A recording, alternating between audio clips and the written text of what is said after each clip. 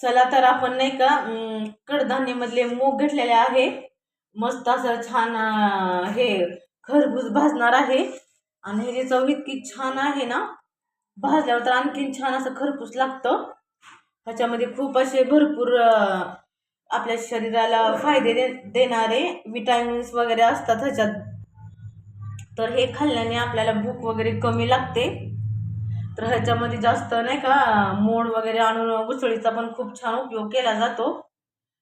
हे डब्याला वगैरे छान बनतं. पण हे मी पूर्ण असं नाही का असं कच्चं घेतलेलं आहे. हे पहा, आम्ही फक्त ह्याला भाजून खाणार आहोत तव्यामध्ये.